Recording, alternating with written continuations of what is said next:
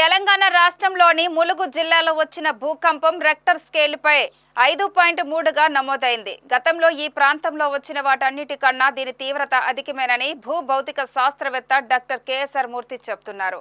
భూకంపాలు వచ్చే ప్రదేశాలను ఫాల్ట్ జోన్లుగా గుర్తిస్తారని, ములుగులో వచ్చిన భూకంపం కూడా అదే కోవకు చెందిందని పేర్కొన్నారు. భూమి అంతర్భాగంలో ఉండే పలకల్లో ఏర్పడ్డ కదలికల వల్ల ఏడాదికి 1 నుంచి 2 సెంటీమీటర్ల ఉపరితల భాగం ఉత్తర దిశగా కదులుతుందంటున్న డాక్టర్ కేఎస్ఆర్ మూర్తితో మా విశాఖ ప్రతినిధి మూర్తి ఫేస్ టు ఫేస్.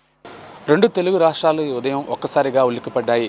తెలంగాణ రాష్ట్రంలోని ములుగులో వచ్చిన భూకంపం తాలూకా ప్రభావం ఇటు ఆంధ్రప్రదేశ్ మీద కూడా పడింది. ఇటు విశాఖపట్నం, కృష్ణా జిల్లాలతో పాటు మరికొన్ని ప్రదేశాల్లో కూడా దీని ప్రభావం అయితే కనిపించింది. ప్రజలు భయాందోళనకు ఒకసారిగా గురైన పరిస్థితి ఉంది. ప్రస్తుతం భూభౌతిక శాస్త్రవేత్త కేఎస్ఆర్ మూర్తి గారు మనతో ఉన్నారు. ఆయన అడిగి మరి విషయాలు తెలుస్తున్నారు. సార్, మీరు చెప్పండి, ఈరోజు వచ్చిన భూకంపం తాలూకా స్వభావం ఏంటి, దాని తీవ్రత ఎంత నమోదైంది మీరు చెప్పండి సార్.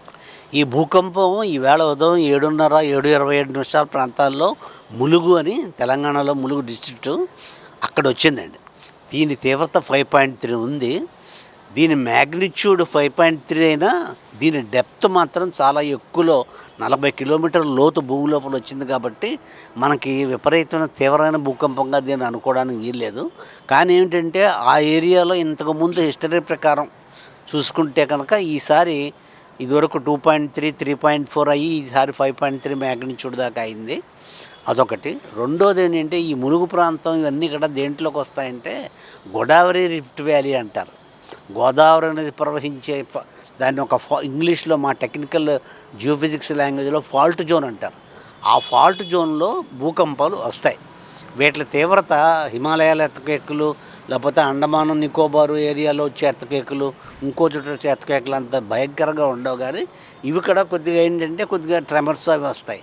కానీ అక్కడ భూకంపం రావడం వలన చుట్టుపక్కల హైదరాబాద్ ఏరియాలు, మిగతా తెలంగాణ ఏరియాలు, ఆంధ్రాలో విజయవాడ అటువంటి ఏరియాలో ప్రకంపనలు ఒక ఫ్యూ సెకండ్స్ వచ్చాయి.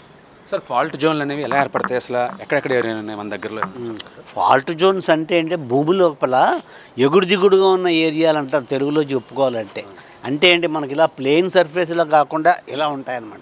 ఇప్పుడు మనకి ఏంటంటే నదులు కూడా అటువంటి ఫాల్ట్ జోన్స్ నుంచే ప్రవహిస్తాయి. గోదావరి అవ్వచ్చు, కావేరి అవ్వచ్చు, మహానది గ్రాబెన్ అవ్వచ్చు. ఇవన్నీ ఏంటంటే ఎగుడు దిగుడు ప్రాంతాలు అవ్వడం వలన ఇంకొకటి ఏంటంటే మనకి ఓవరాల్గా చెప్పాలంటే ప్లేట్ టెక్టానిక్స్ అని కాన్సెప్ట్ ఉంది. మన ప్లేట్లన్నీ ఇక్కడ, మన ఎర్త్ ప్లేట్లన్నీ ఇక్కడ కాన్స్టెంట్గా మూమెంట్లో ఉన్నాయి. మన ఇండియన్ ప్లేట్ ఉంది. ఇండియన్ ప్లేట్ 2-3 సెంటీమీటర్లు పెర్ ఇయర్ చొప్పున నార్త్కి వెళ్తుంది. అంచేత ఇది అక్కడ హిమాలయాలము తగులుకుంటుంది. ఈ ఒత్తిడి మూలాన్ని ఏమిటవుతుంది, మీకు ఇందాక నేను చెప్పిన ఈ ఫాల్ట్ జోన్స్ ఉన్నాయి కదా, అవి రప్చర్కి గురి అయిపోయి ఫెయిల్ అయిపోతుంటాయి. అటువంటి టైంలో ఇటువంటి భూకంపాలు వస్తుంటాయి. సార్, అలాంటి పరిస్థితులు ఎప్పుడు వస్తాయి ఏంటి అనేది కనుగొనే వ్యవస్థ ఏమైనా ఉందంటారా? ఎప్పుడు వస్తాయి ఏమని కాదు, ఎక్కడ వస్తాయి. ప్రపంచంలో అన్ని భూకంపాల్లో మేజర్ భూకంపాలు, మైనర్ భూకంపాలు అని చెప్పాం కదా ఇందాక. ప్రపంచంలో ఏ ప్రాంతాల్లో భయంకరమైన భూకంపాలు వస్తాయి, పసిఫిక్ ఏరియా, జపాన్ ఏరియా, మనకేమో Sumatra, Java trench, Himalaya area, ఈ ఏరియాలన్నీ ఎక్కడొస్తాయి అన్నీ ఐడెంటిఫై అయిపోయాయి. ఇంకా మిగతా చోట వచ్చే వాటిలో ఏంటంటే ఫాల్ట్ జోన్స్ ఉన్న చోట వస్తుంటాయి. గుజరాత్లో కచ్లో వచ్చింది, లాటూర్లో వచ్చింది, భద్రాచలం ఏరియాలోనే. భద్రాచలం కూడా మళ్ళీ ఈ ములుగు ఏరియా, ఈ గోదావరి పారివాహక ప్రాంతం అంటారు, అందులోకే వస్తుంది. భద్రాచలంలో కూడా 1967లో ఒక 7.3 మ్యాగ్నిట్యూడ్ ఎర్త్క్వేక్ వచ్చింది. అంచేత ఈ ఎర్త్క్వేక్లు ఏంటంటే వీక్ జోన్స్ ఫెయిల్ అయిపోవడం వలన ఈ ఒత్తిడికి గురై వస్తుంటాయి అన్నమాట. అవి కూడా కొన్ని ఐడెంటిఫై చేయడం జరిగింది. సార్, ఫాల్ట్ జోన్స్ ఉన్న చోట్ల హ్యూమన్ లాస్ కానీ అసెట్స్ లాస్ కానీ జరగకుండా ఉండాలంటే ఎలాంటి జాగ్రత్తలు ముందస్తుగా అవసరం ఉంటాయి?